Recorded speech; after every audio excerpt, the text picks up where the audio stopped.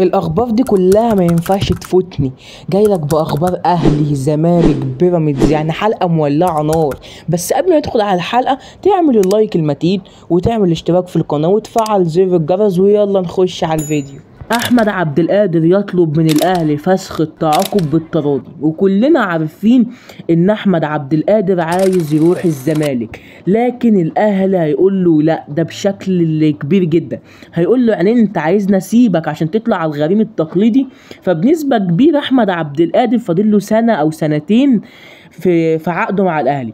هيقعدهم يا اما تطلع تحترف السعوديه، قطر، بقى الامارات، لكن عقد ما يقلش عن سنتين ثلاثه عشان اضمن ان انت مش هترجع للزمالك، او لو هترجع له ابقى انا اللي سايبك. صفقه بيراميدز الجديده ايفرتون، لاعب من طراز رفيع جاي عشان يعوض ابراهيم عادل. هل هيقدر يعوض ابراهيم عادل؟ ده السؤال ليك انت. شايف لقطاته قدامك اهو، عايزك تقولي في الكومنتات هل هيقدر يعوض ابراهيم عادل وهيبقى اضافه لبيراميدز. انا اقول لك الاثنين، هيعوض ابراهيم عادل وهيقدر يبقى اضافه لبيراميدز. وكمان الاهلي كان بيفاوضوا من حوالي سنه كده، لكن الاهلي ما قدرش على المقابل المادي بتاع اللاعب. طب المقابل المادي اللي بيراميدز دفعه 5 مليون دولار توتو على كبوته، وهيبقى اضافه كبيره للبيراميدز. اسامه فيصل، مش عايز اخد وقت كبير في حكايه اسامه فيصل. اسامه فيصل يا جماعه خارج الاهلي. ليه خارج الاهلي؟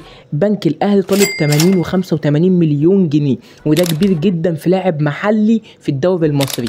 فاسامه فيصل يمكن اسامه فيصل يجي الاهلي، طبعا مفيش حاجه مستحيل او صعبه، لكن اللي وصل لي واللي انا اعرفه ان اسامه فيصل مش جاي الاهلي. حسام عبد المجيد سيجدد مع الزمالك بعد اقناع من جون ادوارد. جون ادوارد اجاب اللاعب قال له بص يا ابني، انت تقعد تقول لي عروض اوروبيه مش عروض اوروبيه، انا هخليك اعلى راتب في الفريق.